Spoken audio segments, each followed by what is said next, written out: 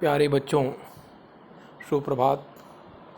आप सभी लोगों का एक बार पुनः गणित की ऑनलाइन कक्षा में स्वागत है।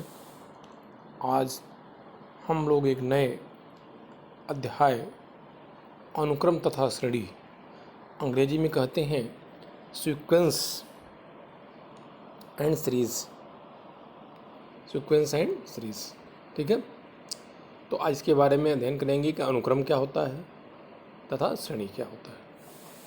सामान्यतः जानते हैं आप कि जैसे हम लोग प्रेयर करने जाते हैं तो कहते हैं कि आप एक अनुक्रम में खड़े हो जाइए या एक सीक्वेंस में खड़े हो जाइए।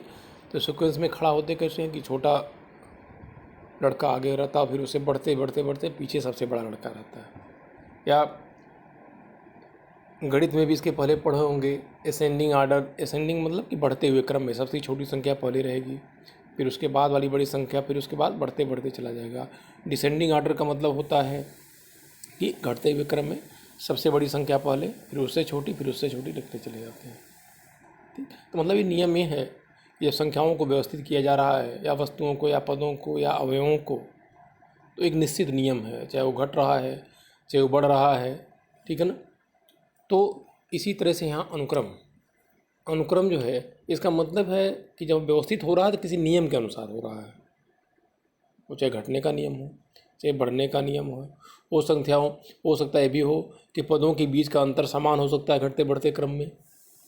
ठीक, तो यहाँ पे देखिए, यहाँ पे पहले परिभाषा देखा जाए अनुक्रम, उसी तरह से हम लोग पढ़ेंगे अनुक्रम।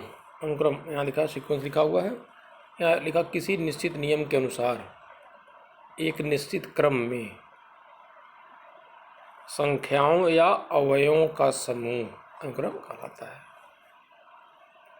एक निश्चित क्रम में व्यवस्थित किया गया है और वह किसी नियम के अंतर्गत किया गया है, तो इस प्रकार का जो व्यवस्था है या क्रम है उसे हम अनुक्रम कहते हैं। ठीक, मान लीजिए अवयवों की लिखा है, अवयवों की मान लीजिए n अवयव है। n का मतलब a1 a2 a3 an, उससे ज़्यादा भी हो सकता है।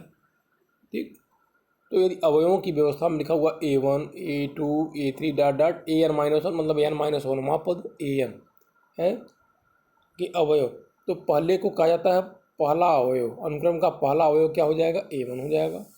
दूसरा अवयव क्या हो जाएगा? a2 हो जाएगा। तीसरा अवयव क्या होगा? a3 हो जाएगा। और अंतिम वाला जो अवयव है an, मतलब यहाँ पे फिलहाल n-वां अवयव। ठीक, तो अनुक्रम के n-वें अवयव को या तो an द्वारा या कहीं कहीं tn लिखा होता है, मतलब n-वां पद, ऐसे टर्म मतलब होता पद, तो या तो a1 या tn द्वारा हम लिखते हैं।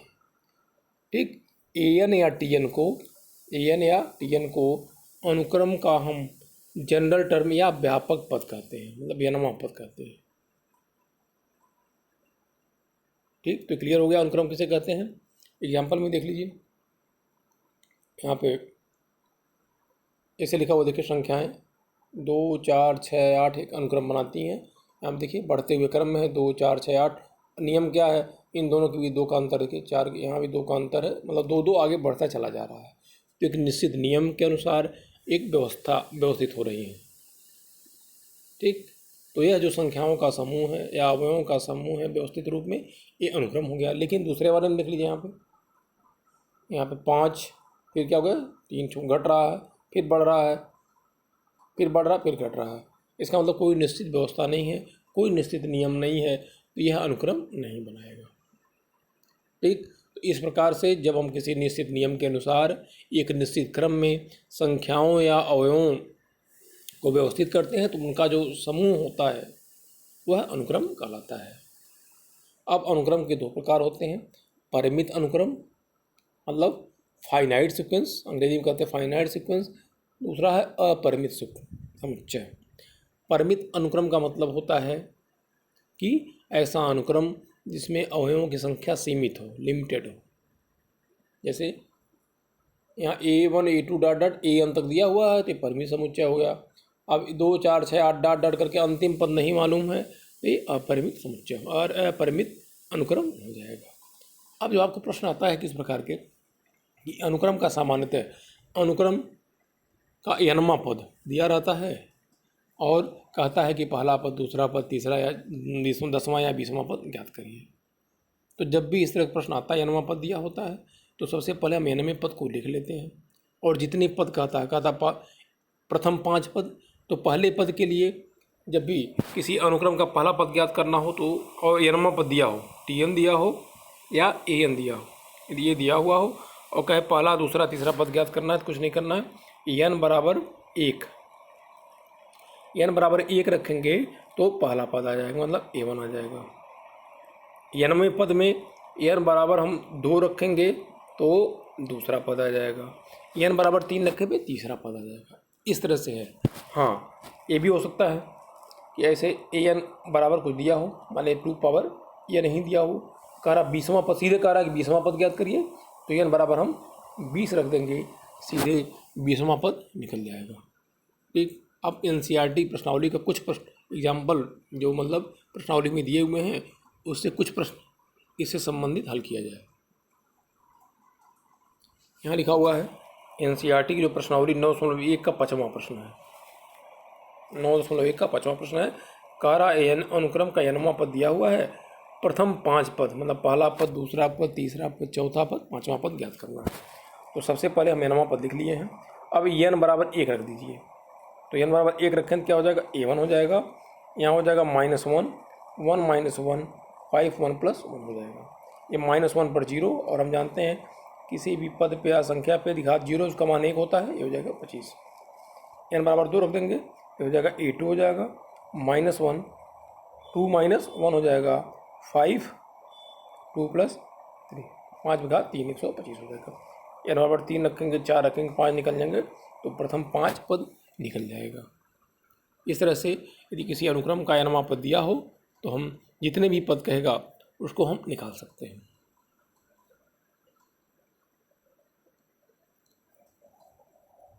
दसवां प्रश्न देखिए, उसी तरह का यदि अनुक्रम का n वां पद दिया हुआ है इस तरह का और सीधे का राग A20 का मतलब हो गया कि 20वां पद ज्ञात करना है, अनुक्रम का 20वां पद। इसका मतलब क्या करना है कि nवें पद में n बराबर क्या रख देना है, 20 रख देना है। तो nवां पद एक लिखा हुआ है यहाँ पे, n बराबर 20 सीधे रख दीजिए, ये बराबर 20 रख देंगे और ये हो गया 20, 20 - 2 20 + 3 हो जाएगा 360/23। तो इस प्रकार से हम प्रश्नों को हल करेंगे। अब आता है कि श्रेणी किसे कहते हैं। अनुक्रम से संबंधित प्रश्न है, काफ़ी प्रश्न दिया हुआ है, इसको हल करिएगा। यही दिया हुआ है, nवां पद दिया हुआ है और जो भी पद का रहा उसको ज्ञात करना है। श्रेणी। अब अगला आता है टॉपिक श्रेणी, सीरीज। तो मान लिया गया है कि देखिए A1 A2 AN क्या है, अनुक्रम है, एक अनुक्रम है। ठीक, तो उनके पदों को जोड़ दें या घटाकर, तो व्यंजक A1 + A2 + A3 ... AN देखिए अनुक्रम के पदों क्या किया गया है, जोड़ दिया गया है। जोड़ा जा सकता है, घटाया जा सकता है। तो अनुक्रम तो व्यंजक A1 + A2 + A3 ये अल्टरनेट भी हो सकता है, संबंधित अनुक्रम से बनी हुई श्रेणी कहलाती है। ये अनुक्रम देखिए पद थे, इनके पदों को यदि इस रूप में लिख दिया गया है तो यह अनुक्रम से बड़ी हुई श्रेणी कहलाएगी। श्रेणी क्या है, ये परिमित भी हो सकती है। यदि अनुक्रम परिमित है तो श्रेणी परिमित होगी, यदि अनुक्रम अपरिमित है तो श्रेणी क्या होगी, अपरिमित होगी। ठीक, इसको समेशन के रूप में लिखा सकता है, ऐसे लिखा हुआ है, यहाँ लिखा हुआ है ऐसे, k बराबर लिखा हुआ है 1 to n a k। इसका मतलब कि समेशन का मतलब तो योग, योग कितने पदों का करना है, 1 से लेके n पदों का योग करना है। जब k बराबर 1 रखेंगे तो हो जाएगा, क्या हो जाएगा, A1 हो जाएगा। फिर k बराबर 2 रख दीजिए, क्या हो जाएगा, A2 हो जाएगा। k बराबर n रखेंगे तो हो जाएगा AN। तो इसको इस तरह से समेशन के रूप में भी हम लिख सकते हैं श्रेणी को। ठीक, अब इससे संबंधित भी कुछ प्रश्न हल किया जाए। यहाँ देखिए ये 9.1 NCERT प्रश्नावली का 9.1 का 11वां कारा है। यदि A1 बराबर 3 है, A1 बराबर 3 है और AN बराबर यह दिया हुआ है, AN बराबर है 3 इंटू a(n-1 + 2)। यह कब है, यह कंडीशन कब है, जब n का मान 1 से ज़्यादा है। मतलब n क्या लेना है, 1 से ज़्यादा लेना है, 1 नहीं लेना है। यदि ग्रेटर आर इक्वल टू होता तो 1 भी लेना होता, n का मान 1 से ज़्यादा है, मतलब 2 3 4 5 इस तरह का लेना है। तो अनुक्रम के 5 पद तथा संगत श्रेणी ज्ञात करिए। तो सबसे पहले जो दिया रहता है उसको हम लिख लेते हैं। a1 दिया हुआ है और a दिया हुआ है, ठीक। अब a1 का मतलब पहला पद हमको मिल गया है। 5 पद ज्ञात करना मतलब दूसरा a1 a2 a3 a4 a5। तो पहला पद ज्ञात हो गया है। दूसरे पद के लिए क्या करेंगे, n बराबर 2 रख लेंगे। जब n बराबर यहाँ इसमें 2 रखेंगे तो क्या हो जाएगा, ये हो जाएगा a2 3 a2 - 1 + 2, ये हो गया 3a1 + 2। और a1 का मान दिया हुआ है, a1 बराबर कितना है 3, तो इसमें रख देंगे, हो जाएगा। इसी तरह से a3 तीसरा पद ज्ञात करना है, a3 इसमें n बराबर 3 रख देंगे तो हो जाएगा a3, ये हो गया 3 a पे 3 - 1 + 2, ये हो गया 3a2 + 2। अब a2 का मान पहले आया है, देखिए a2 कितना आया है 11 आया है, इसको रख देंगे 35 हो जाएगा। n बराबर 4 रखेंगे तो a 4 हो जाएगा, ये मान कितना हो जाएगा। n 5 रखेंगे तो ऐसे करके हम निकालेंगे। अब जब अनुक्रम के सभी पद निकल गए तो श्रेणी क्या हो जाएगा, देखिए a1 + a2 + a3 + a4 + a5 dot dot, ठीक है ना। तो श्रेणी हो गया। अब सबको ऐसे लिख देंगे, सभी पदों का मान निकल के लिख देंगे तो श्रेणी निकल जाएगी। अब क्वेश्चन नंबर 9.1 क्वेश्चन नंबर 14 यह कह रहा है कि एक अनुक्रम निम्नलिखित रूप में परिभाषित है। यहाँ a1 बराबर a2 बराबर 1 दिया हुआ, पहला पद बराबर 1 के बराबर है, दूसरा पद भी 1 के बराबर है तथा nवां पद इस तरह परिभाषित है। an बराबर लिखा हुआ है a(n-1 + a(n-2)। ये तब है जब n का मान 2 से ज़्यादा है, n का मान 2 से ज़्यादा है। तो सबसे पहले दिए हुए अनुक्रम को हम लिख लेंगे, यहाँ लिखा हुआ है, ठीक। तो पहला a1 निकल गया, a2 निकल गया। यहाँ देखिए का मान ज्ञात करिए, जबकि n बराबर लिखा हुआ है 1 2 3 4 5, मतलब n बराबर 1 रख करके इसका मान ज्ञात करेंगे, n बराबर 2 रख के इसका मान ज्ञात करेंगे, n बराबर 3 रख के मान ज्ञात करेंगे और 5। तो इसमें जब 5 रखेंगे ये हो जाएगा a5 + 1 a5 बराबर हो जाएगा a6 अपान a5। इसका मतलब a6 तक हमको ज्ञात करना पड़ेगा, कम से कम a6 तक ज्ञात करना है। तो n का मान ग्रेटर देन 2 लिखा हुआ है, इसका मतलब n का मान 2 से ज़्यादा लेना है। तो 2 से ज़्यादा प्राकृतिक संख्या क्या होगी, 3 4 5 6, तो n बराबर 3 रख देंगे, n बराबर 3 रखने पर आ जाएगा। n बराबर 4 रखेंगे आ जाएगा, n बराबर 5 रखने पर इतना आ रहा है, n बराबर 6 रखने पर इतना आ रहा है, ठीक। अब निकालना है an + 1 अपान an। इसके लिए निकालना है कि जब n बराबर 1 हो, n बराबर 2 हो, 3 हो, 4 हो, 5 हो, तो n बराबर 1 रखने पर ये हो जाएगा an + 1 अपान an बराबर हो जाएगा a1 + 1 अपान a1, मतलब हो गया a2 अपान a1। a2 का मान मालूम है 1 है और 1 का मान 1 है, ये बराबर हो गया 1। इसी तरह से n बराबर 2 रखने पर ये हो जाएगा a2 + 1 a2, a3 अपान 2 हो जाएगा, ये हो जाएगा a3 का मान कितना आया है 2, a3 का मान आया है 2 यहाँ से, देखिए a3 का मान 2 आया, 2 अपान 1 हो जाएगा 2। इसी प्रकार से n बराबर 3 रखने पर ये हो जाएगा an + 1 अपान an बराबर हो जाएगा a4 अपान a3। a4 का मान रख देंगे, a4 का मान आया हुआ है 3, तो होगा 3 और a3 का मान है 2। इस प्रकार से हम सभी मानों को ज्ञात कर लेंगे, ठीक। अब आता है आगे का जो टॉपिक है वो है समांतर श्रेणी, अर्थमेटिक प्रोग्रेशन, समांतर श्रेणी। तो सबसे पहले परिभाषा देख लीजिए, ऐसा अनुक्रम या श्रेणी जिसमें किन्हीं भी दो क्रमागत पदों का अंतर समान हो। समांतर, समांतर का मतलब होता है कि समान प्लस अंतर, समान प्लस अंतर। इसका मतलब हो गया कि दो क्रमागत पदों के बीच का अंतर क्या हो, हर जगह समान हो। जैसे यहाँ लिखा हुआ है 1 4 7 10, यहाँ मान लीजिए 1 4 7 10 ऐसे लिखा हुआ है, तो क्रमागत पद का मतलब यह पद हो गया ऐसे। तो क्रमागत पदों का अंतर हर जगह समान हो। 4 में से 1 घटाएंगे तो कितना हो जाएगा, 3 हो जाएगा। 4 और 7 क्रमागत पद है, इसमें से घटाया जाएगा, ये भी 3 हो जाएगा, ये भी 3 हो जाएगा।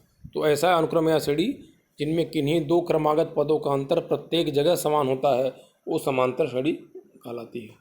ये दिया हुआ, ठीक। मान लिया गया कि A1 A2 A3 data AN समांतर श्रेणी के पद हैं। तो चूँकि समांतर का मतलब हो गया कि क्रमागत पदों के बीच का अंतर समान हर जगह होगा। इसका मतलब कि A2 में से A1 घटाएंगे, A3 में से A2 घटा देंगे, AN में से AN-1 घटाएंगे, तो अंतर हर जगह क्या आ जाएगा, समान आएगा, ये बराबर आएगा। और इसी जो अंतर आता है इसी को कहते हैं सार्वंतर, अंग्रेजी में कहते हैं कॉमन डिफरेंस, कॉमन डिफरेंस। और जहाँ से कोई समांतर श्रेणी शुरू होती है तो पहला पद तो उसको कहा जाता है प्रथम पद। जहाँ से कोई शुरू, जैसे यहाँ A1 A2 यह लिखा हुआ है, A1 हो जाएगा प्रथम पद, ठीक। प्रथम पद को हमेशा ए से, स्मॉल ए से लिखा जाता है। सार्वंतर को डी से लिखा जाता है और प्रथम पद को ए से लिखा जाता है, ठीक है। जैसे लिखा हुआ है 1 4 7 10 एक समांतर श्रेणी है, तो इसका प्रथम पद क्या हो जाएगा, जहाँ से शुरुआत होती है चिन्ह से ध्यान देना है कि जब भी प्रथम पद लिखेंगे या सार्वंतर लिखेंगे तो हमेशा चिन्ह का ध्यान देंगे। तो पहला पद क्या है, 1 है, यह हमारा 1 हो जाएगा। सार्वंतर निकालने के लिए हमेशा हम अगले वाले पद में से, आगे वाले पद में से पीछे वाला पद घटाते हैं। जैसे यहाँ 1 4 7 10 लिखा हुआ है, तो डी बराबर क्या हो जाएगा, 4 माइनस। घटाते वक्त चिन्ह का जरूर ध्यान देंगे, माइनस भी आ सकता है प्लस भी आ सकता है, ठीक। ये नहीं है कि पहले में से दूसरा घटा दीजिए, आगे किसी पद और उसके पूर्ववर्ती पद माने उसके पहले वाले पद का अंतर जो है वही सार्वंतर कहलाता है। तो डी बराबर हो जाएगा 4 - 1 3 हो जाएगा, ठीक। ये हो गया समांतर श्रेणी किसे कहते हैं, पहला पद क्या हो गया और सार्वंतर क्या हो गया। अब कभी कभी आता है सामान्यतया लिखा हुआ है 2 4 6 8 डाट डाट ऐसे लिखा हुआ है, 1 2 3 4 पद मालूम है, 2 4 6 8, तो चौथा पद 8 है, तीसरा पद 6 है, पाँचवा 10 हो जाएगा, फिर 12 हो जाएगा। लेकिन यदि हमसे पूछा जाए कि 100वां पद क्या होगा, तो या तो जोड़ा जाए। तो इसके लिए एक समांतर श्रेणी के व्यापक पद, समांतर श्रेणी का व्यापक पद का फार्मूला निकाला गया कि जिससे किसी भी, यदि कोई श्रेणी दी हुई है तो किसी भी पद का मान हम ज्ञात कर सकते हैं फार्मूले से। तो समांतर, अगला टॉपिक है समांतर श्रेणी का व्यापक पद, ठीक। मान लिया गया है कि समांतर श्रेणी का पहला पद क्या है, ए है, और सार्वंतर क्या है, डी है, ठीक। तो इसके n वें पद, हमेशा व्यापक पद को n वां पद भी कहा जाता है, इसके n वें पद को लिखा जाता है Tn से, n वां पद, ठीक। तो यदि प्रथम पद मालूम है, सार्वंतर मालूम है, तो इसके n वें पद को लिखा जाता है Tn बराबर होता है फार्मूला, Tn बराबर होगा a + n-1 इंटू डी। देखिए यहाँ पर Tn ये हो गया, a n 4 चीज़ है, Tn है, a है, n है और d है, ठीक। 4 चीज़ें हैं, 4 में से कोई भी 3 दिया रहेगा, चौथे का मान पूछेगा। जैसे a n और d दिया रहेगा, Tn पूछ लेगा, या Tn दे सकता है, a दे सकता है, d, तो n भी पूछ सकता है, ठीक। तो n वें पद का फार्मूला हमेशा यही होता है। इसी समांतर श्रेणी के n वें पद का फार्मूला Tn बराबर हो जाएगा a + n-1 इंटू डी। यदि किसी समांतर श्रेणी में n पद हों और अंतिम पद मालूम, जैसे 2 4 6 8 ऐसे डाटा लिख दिया और अंतिम पद हो गया 100। ठीक, तो यदि किसी समांतर श्रेणी में n पद हो तथा अंतिम पद ज्ञात हो तो फार्मूला ये होता है अंतिम L बराबर हो गया A plus n minus 1 into D. L क्या है? अंतिम पद है। A क्या है? प्रथम पद है। n क्या है? पदों की संख्या जिस पद का मान ज्ञात करना है। और D क्या है? सार्वंतर है। ठीक, तो अब हम लोग nवें पद से संबंधित प्रश्नों को हल करेंगे।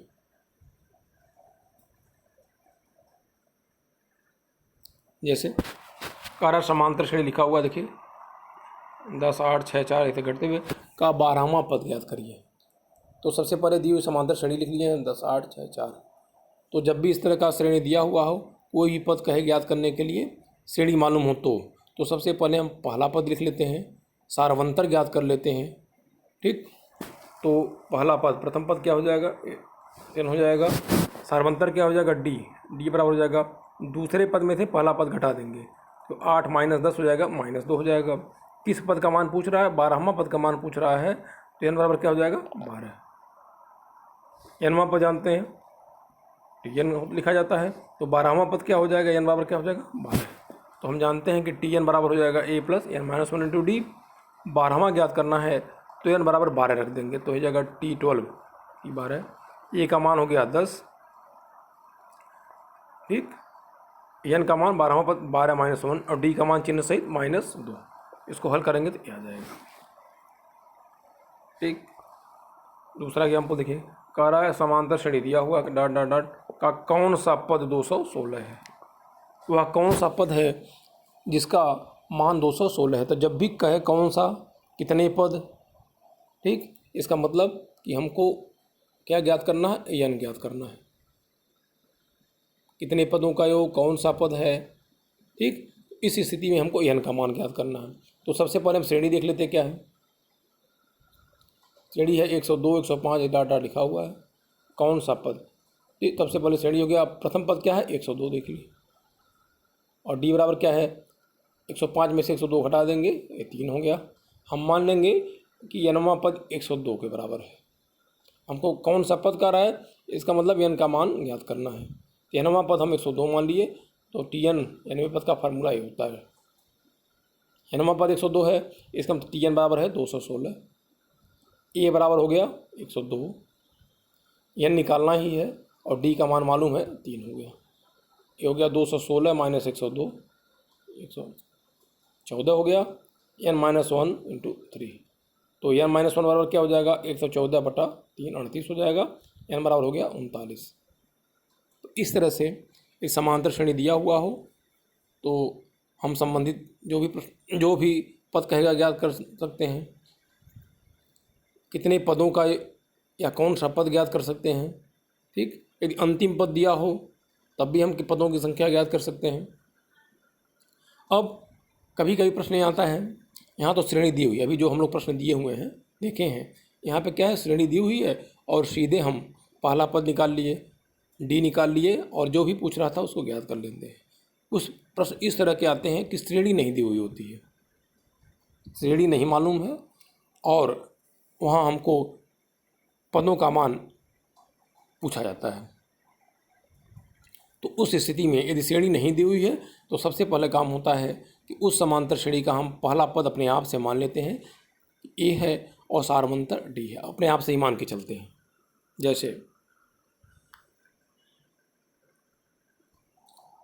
ये भी एग्जाम्पल ही काफ़ी इंपॉर्टेंट है। कारण यदि किसी समांतर श्रेणी का यमवां पद n है और nवां पद m है, यमवां पद n है और nवां पद क्या है? m है, तो क्या ज्ञात करना है? pवां पद ज्ञात करना है और m nवां पद ज्ञात करना है। pवां पद का मतलब जब भी कहेगा तो tp ज्ञात करना है। m nवां पद का मतलब हो गया कि tmn ज्ञात करना है। rवां पद कहेगा तो tr ज्ञात करना है। तो सबसे पहले यहाँ श्रेणी नहीं दी हुई है तो सबसे पहले हम मान लेंगे कि समांतर श्रेणी का प्रथम पद a है और सार्वंतर d है। ठीक, हम जानते हैं कि समांतर श्रेणी के nवें पद का फार्मूला क्या होता है? tn बराबर होता है a plus n minus 1 into D. देखिए a plus n minus 1 into D. अब प्रश्न एक आ रहा है कि देखिए यनमा पद है, यहाँ पे देखिए यनमा पद किसके बराबर है, यम के बराबर है, तो यनमा पद ये हो गया और बराबर यम हो गया, ये प्रश्नानुसार। ठीक, और यमवा पद किसके बराबर है, यन के बराबर है, तो जब यमवा पद कहेगा तो यन की जगह क्या हो जाएगा, यम हो जाएगा, तो टी एम हो गया A plus M minus one into D, A N के बराबर है, समीकरण नंबर हो गया 2। ये 2 समीकरण हो गए। हमारा मुख्य उद्देश्य क्या है कि ए और डी प्रथम पद और सार्वंतर का मान ज्ञात किया जाए, तो समीकरण 2 में से 1 घटा देते हैं, समीकरण 2 में से 1 घटा देंगे, समीकरण 2 लिख लिया गया है, समीकरण 1 लिख लिया, नीचे चिन्ह बदल जाएगा, ए कैंसिल हो जाएगा, घटाएंगे, देखिए M minus one D minus N minus one into D हो जाएगा, एन माइनस एम हो जाएगा, डी कॉमन हो जाएगा, यहाँ पे एन माइनस एन हो गया, यहाँ कॉमन लेंगे तो डी बराबर आ गया -1, और डी का मान जब निकल जाएगा तो डी का मान किसी समीकरण 1 और 2 में रख देंगे तो ए का मान निकल जाएगा, डी का मान समीकरण 1 में रखने पर ए का मान आ जाएगा।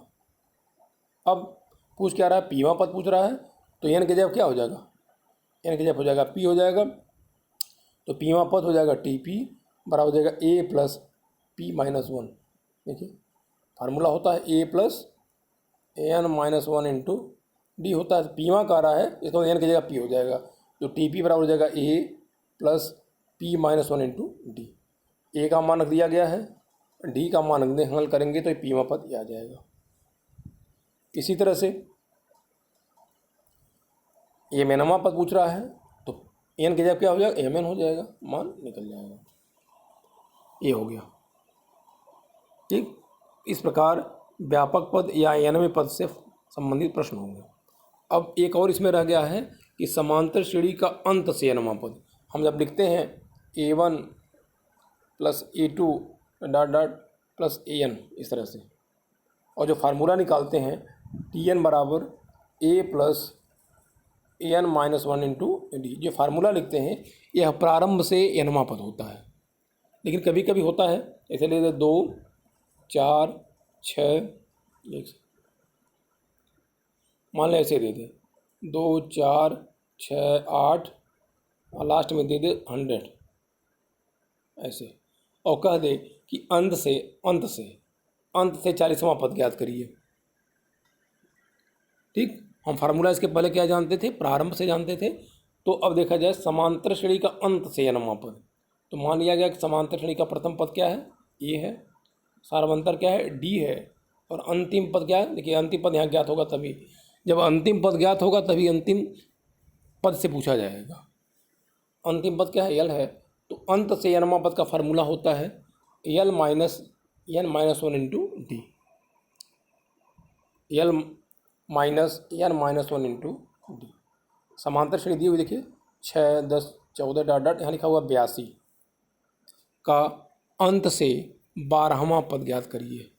अब देखिए क्या क्या चाहिए हमको ज्ञात करने के लिए, अंत से यल चाहिए, डी चाहिए और एन चाहिए। एन का मान क्या होता है, जिस पद का मान पूछता है, 12वां कहेगा 3 बराबर 12 हो जाएगा, अंत से 10वां पूछेगा 3 बराबर हो जाएगा 10।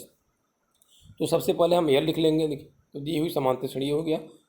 सार्वंतर, जैसे हम सार्वंतर निकालते आए हैं पहले की तरह, ये नहीं है कि अंत से पूछ रहा तो अंत से निकालेंगे, होगी सार्वंतर क्या हो जाएगा, दूसरे पद में से पहला पद घटा देंगे, ये हो गया 4 हो गया, अंतिम पद लिख लेंगे, अंतिम पद हो गया 82 हो गया, और कौन सा पद पूछ रहा है, 12वां पद, 3 बराबर क्या हो जाएगा 12वां, और उसका मान रखेंगे तो हमारा आंसर आ जाएगा। ठीक, तो अभी तक हम लोग क्या पढ़े, अनुक्रम किसे कहते हैं उससे संबंधित प्रश्न हो गया, श्रेणी क्या होती है उससे संबंधित प्रश्न हो गए, समांतर श्रेणी किसे कहते हैं, समांतर श्रेणी का व्यापक पद या प्रारंभ से एनवे पद का फार्मूला क्या होता है, और समांतर श्रेणी का अंत से एनवे पद का फार्मूला क्या होता है। इससे संबंधित प्रश्न काफ़ी कुछ एग्जाम्पल में भी दिए हुए हैं, बुक में भी दिए हुए हैं, हल करिए, बाकी की चीज़ें आगे बताई जाएंगी।